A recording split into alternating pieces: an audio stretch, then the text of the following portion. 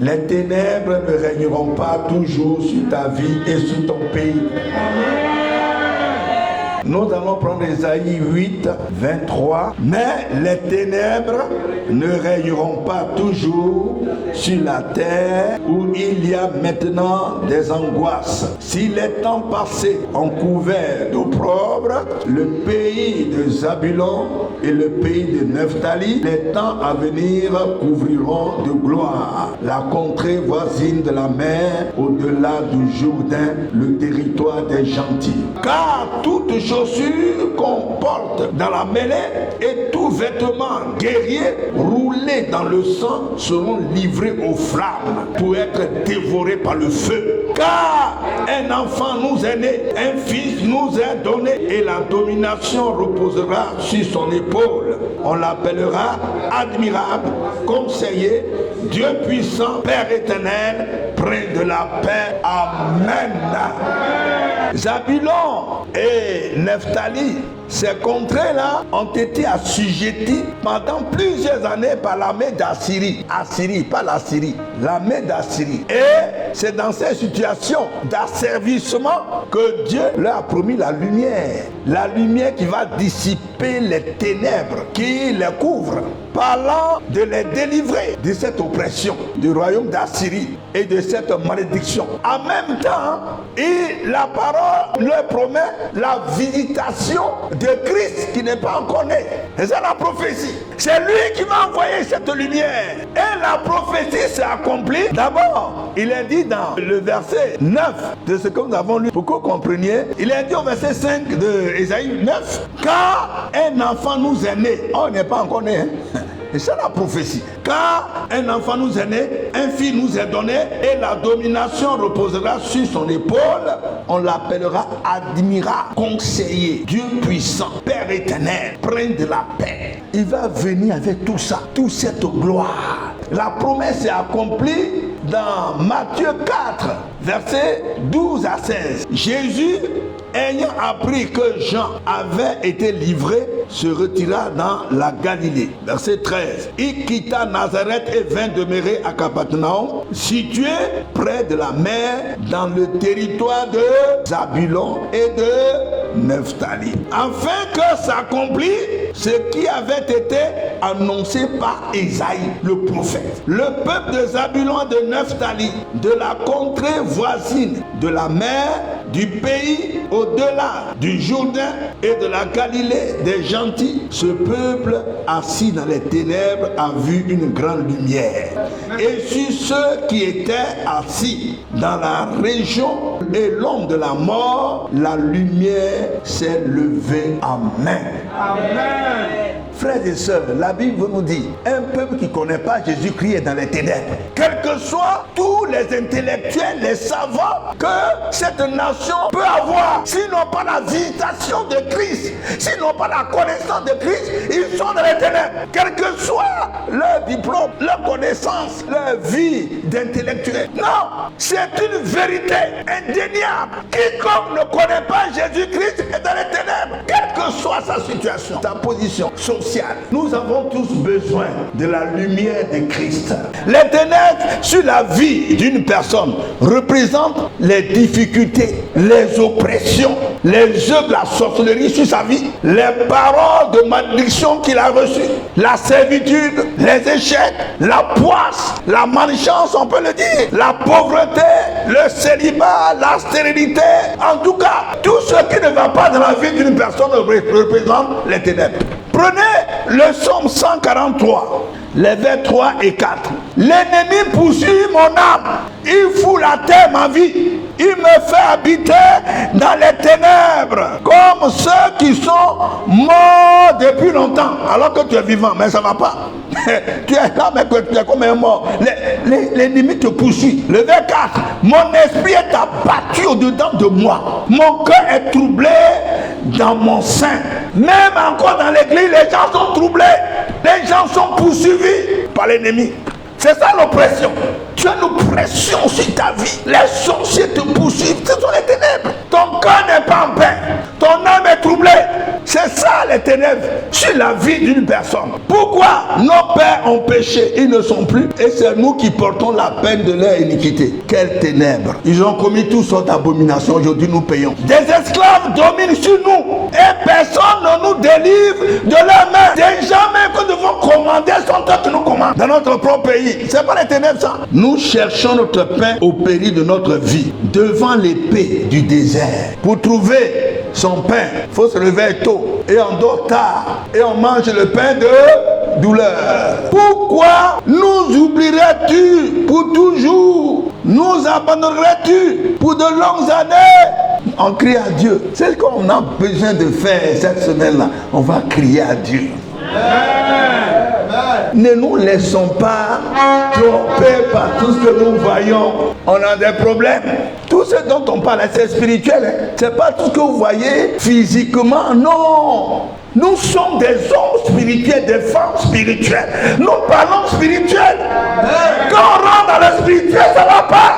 Dans nos familles, dans nos vies, l'abomination commise dans le pays envoie des ténèbres, l'idolâtrie, le fétichisme, les masques, maraboutage, le mysticisme, le satanisme, des sacrifices d'animaux, les meurtres, les crimes, les assassinats, le péché de sexe, adultère, publicité et tout ce que vous connaissez. Homme avec homme, femme avec femme, abomination. Dans une nation, si ça se passe, ce sont les ténèbres. Les ténèbres, comme vous entrez dans le spirituel, dans une nation, vous ne voyez que des abominations. Mais quand vous regardez avec les yeux humains, tout est beau. Adoration des eaux, des forêts sacrées, il y a des forêts sacrées partout, adoration des morts. C'est pourquoi vous voyez des guerres et toutes sortes de troubles, l'absence de paix. Tout ça, ce sont les ténèbres sur une nation. Jérémie 2, verset 7. Dieu dit, je vous ai fait venir dans un pays semblable à un verger pour que vous en mangez les fruits et les meilleures productions.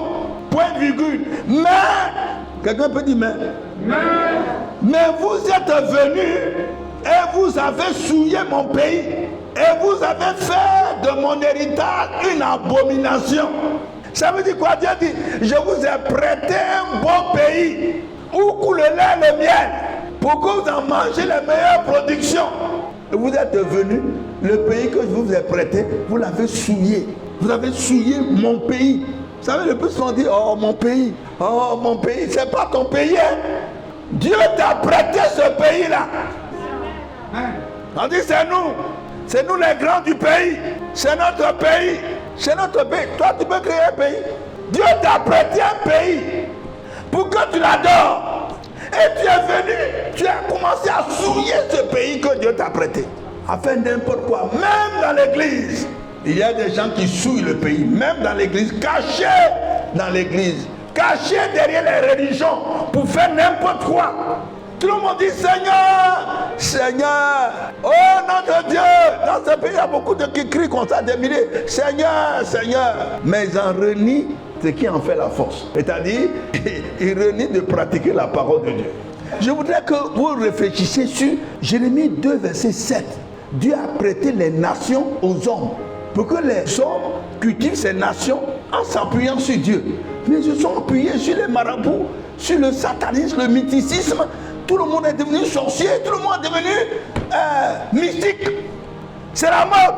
Si tu n'es pas mystique, on dit que tu n'es pas puissant. Et l'église aussi est entrée dedans. La sorcellerie est venue dans l'église. Le vaudou est venu dans l'église. Le mysticisme est venu dans l'église. On peut pratiquer les œuvres de la sorcellerie et puis être chrétien. Il y a des gens qui disent ça, on peut faire les deux. Il faut faire les deux. Il faut faire les deux. Il y a un jour de jugement. C'est ce jour-là, on va voir qui est qui. Actuellement, nous tous, on est dans l'église, on est dans le pays, on est dans... Et puis on fait n'importe quoi. Mais le jour du jugement, on saura qui est brebis et qui est bouc. Jérémie 23, 10 dit ceci. Car le pays est rempli d'adultère. Le pays est en deuil à cause de la malédiction.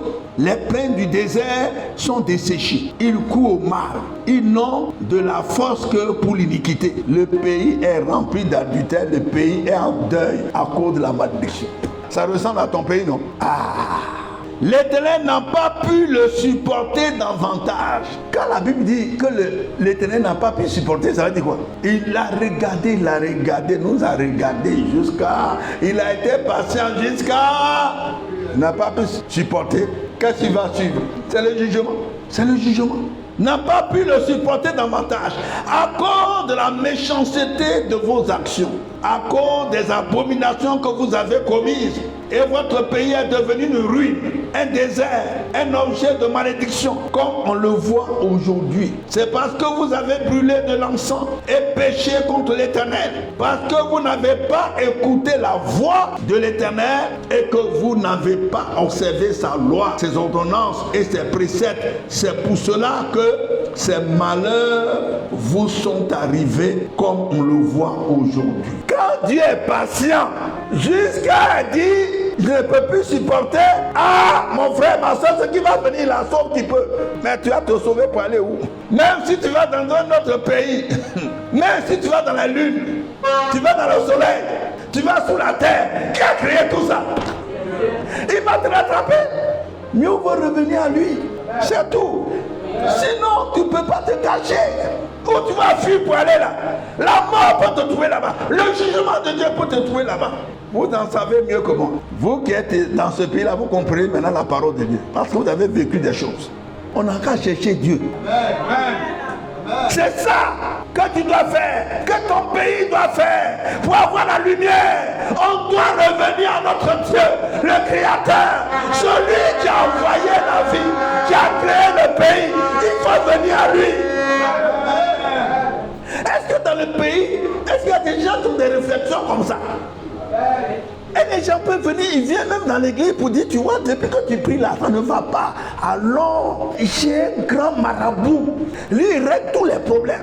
Il fait même délivrance, tout ça là. Vous savez que les marabouts qui sont devenus des exorcistes, ils font même délivrance. Vous n'avez jamais vu? Ah bon? Au lieu de dire, retournons à Dieu.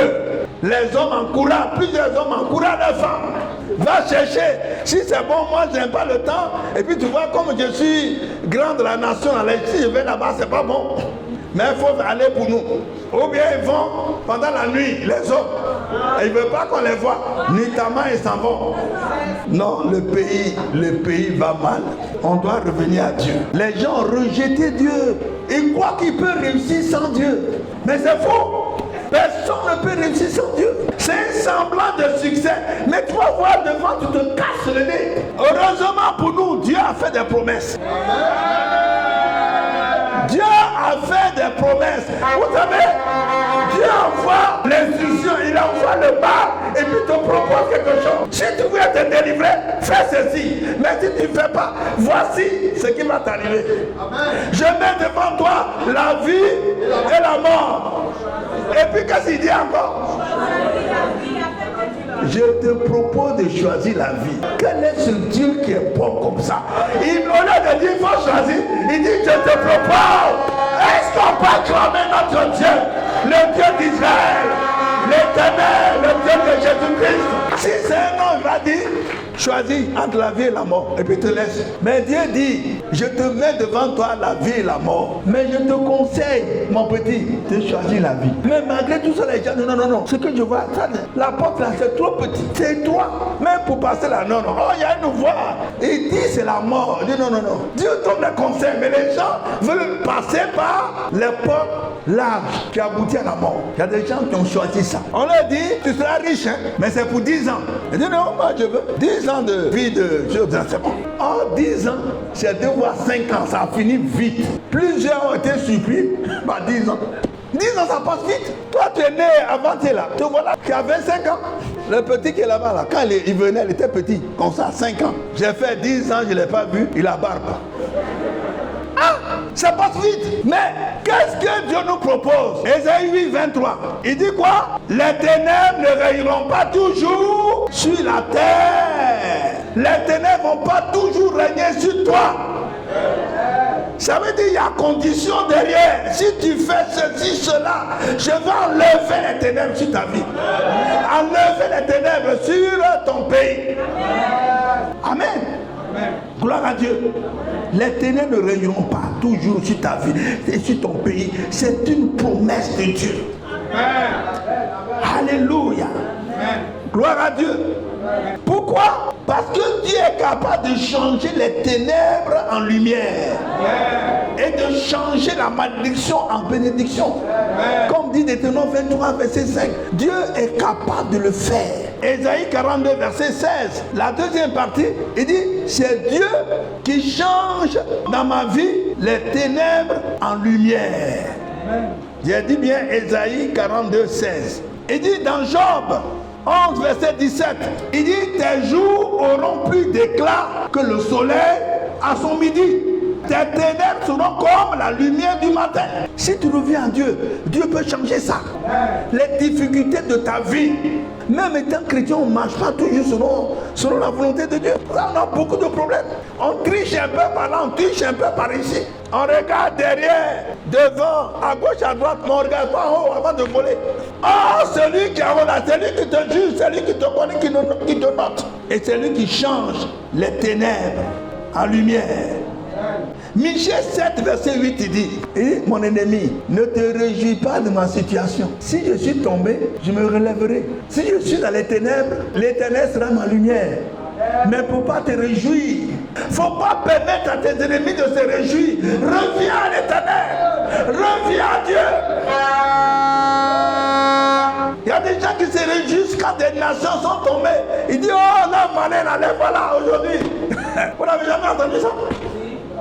Mais Dieu va nous relever. Alléluia. Il va nous relever. On va voir la condition tout à l'heure. Et dans le texte que nous avons lu, Ésaïe 9, verset 5, on dit à quelqu'un qui va apporter cette lumière. C'est qui? C'est Christ qui est né, qui a grandi parmi nous. Les gens même l'ont méprisé. On dit ça, c'est qui ça? L'enfant du charpentier, l'enfant d'un menuisier. Il peut faire quoi? Qu'est-ce qu'il connaît? Oh, c'est lui. C'est lui qui peut sauver ta nation. C'est lui qui peut sauver ta vie. C'est lui qui peut envoyer la lumière pour dissiper les ténèbres diaboliques, démoniaques sur ta vie, sur ta nation. Si les gens se convertissent à Christ, la nation va changer. Dieu va envoyer sa bénédiction sur nous. Vous savez, quand un pays s'éloigne de Dieu, Dieu cache les bénédictions, les ressources même. Et les gens commencent à se battre. Et puis Dieu cache. Nous, Dieu nous a dit ça. Il dit, le moment où la nation va revenir totalement à moi, je vais ouvrir vos yeux sur toutes les richesses que j'ai cachées sous votre sol. Amen. Gloire à Dieu. Les gens pensent qu'elles peuvent réussir sans Dieu.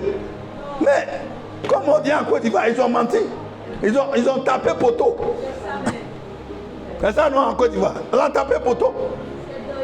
Dans le texte, Ésaïe 9, verset 3, il est dit quoi? Ésaïe 9, verset 3, si on revient à Dieu, qu'est-ce que Dieu va faire? Il a dit qu'il va briser le joug sur le pays, sur les habitants du pays. L'esclavage là, brisé sur leur vie. Aujourd'hui, plus je travaille, mais je ne peux pas jouir du fruit de leur travail. Le travail est maudit. C'est pour payer seulement le transport. Et puis il n'y a plus rien. Quand vous ressentez ces choses dans une nation, ça veut dire que les gens, ils disent Seigneur, Dieu, Dieu, mais ils ne sont rien du tout. Dieu, Dieu dans notre pays, là, ça sort de la bouche de tout le monde. Dieu, Dieu, Dieu, Dieu. Même les bébés, Dieu, Dieu. Tout le monde est grand. Dieu, Dieu. Et mon Dieu, il marche quand il le oui, oh Seigneur. Mais personne ne pratique la parole. Quand tu vois quelqu'un qui parle de Dieu, beaucoup là, Dieu, Dieu, il cache quelque chose. Dieu, Dieu, Dieu, Dieu, et Dieu, Dieu, Dieu. Il a caché quelque chose. Il a une figurine quelque part, une idole quelque part. Les hommes ne voient pas, mais Dieu voit. Il dit, il va briser le joug. Si on revient, il va briser le joug. Il va libérer le peuple. Libérer le joug qui est sur le peuple. Si la malédiction est brisée sur la vie de quelqu'un, tout qui touche est béni. Tout ce qui touche est béni. Tout ce qui n'était pas possible devient possible dans sa vie. Parce que la malédiction a été brisée, le joug a été brisé, sa vie d'esclave a été brisée. Si c'est brisé sur le pays, ça serait brisé sur les habitants. Amen. Regardez, je vous ai déjà dit ces choses-là. Nous sommes conformes à notre pays, ou bien conformes au pays dans lequel tu vis, même si tu n'es pas natif du pays. Parce que ta paix dépend de la paix du pays dans lequel tu vis. Si un pays oublie Dieu, toi-même qui es étranger, qui est venu, tu vas souffrir avec eux. Est-ce que vous comprenez ce que je dis? Amen. Si une nation rejette Dieu, rejette Jésus-Christ, il y a une souffrance. Toi qui es venu vivre dans ce pays-là, tu vas souffrir aussi avec eux. Mais si les gens ils reviennent au Seigneur, Dieu commence à terre maudite, toi-même qui marches dessus, tu es maudit. Amen. Tout ce que je viens de vous évoquer, si nous ne crions pas à l'Éternel pour que les choses changent, ça va demeurer. Amen. On a besoin de crier à l'Éternel. Oh, crier à l'Éternel, ça veut dire quoi? C'est quelqu'un qui crie à l'Éternel. Tous ceux qui crient à l'Éternel, ça dit qu'ils en ont marre. Ils sont fatigués de leur situation sociale, maritale, qui n'évolue pas. Ils disent à Dieu d'agir maintenant. Nous n'en pouvons plus. Mais fin à notre galère. Psaume 107, versets 13 à 14. Dans leur détresse, ils sont allés chez les féticheurs. Ah, c'est pas écrit là-bas chez toi. Dans leur détresse, ils font quoi? Ils criaient à l'Éternel de la mort. Ils rompirent leurs liens. Quand on dit trop, c'est trop là. En spirituel, c'est comme ça. Trop, c'est trop chez nous aussi. Là, on doit crier à Dieu. On est fatigué. Crier à Dieu. Fais quelque chose, Seigneur. Ce matin, s'il y a quelqu'un qui peut crier à Dieu, fais quelque chose. Fais change la situation sociale, maritale. Fais quelque chose. C'est ça, Dieu a besoin des gens déterminés dans ces temps-ci. Tu as vu beaucoup d'abominations autour de toi. Toi-même, ta vie est chaotique. Il est délivrant de ténèbres. Il est fait sortir des ténèbres et de l'homme de la mort. Il rompit les liens. Vous savez, quand ça ne va pas dans une nation, vous allez voir qu'il y a des liens sur des personnes. Il y a l'oppression, il y a les ténèbres, sur la dépression, tout ça. Les gens ne se retrouvent plus. Mais quand les chrétiens, ceux qui ont vu que malgré tout ce qu'ils ont fait avec les féticheurs, les marabouts, avec le mysticisme, le satanisme, ça ne va pas. Alors, ils se retournent vers Dieu. Et quand ils commencent à crier, Dieu ouvre les écluses des cieux. Dieu intervient pour les libérer, pour briser leur joug, pour briser leur chaîne, pour les libérer de la sorcellerie, les délivrer de l'angoisse, de tout ce qui ne va pas dans leur vie. Et une nouvelle vie commence pour cette nation, pour ses habitants. Une nouvelle vie commence. Je le souhaite pour ton pays. Je le souhaite pour la Côte d'Ivoire. Je le souhaite pour ceux qui sont étrangers. Je le souhaite pour votre pays, pour notre nation. Que les gens reviennent à Dieu. Que les gens reconnaissent que sans Dieu ne peut rien faire. Sans Christ, il n'y a pas de lumière. La vraie lumière vient de Christ. C'est cette lumière qui dissipe les ténèbres. Les ténèbres qui sont en toi. C'est la vie de Christ qui va dissiper cela. Que Dieu vous bénisse.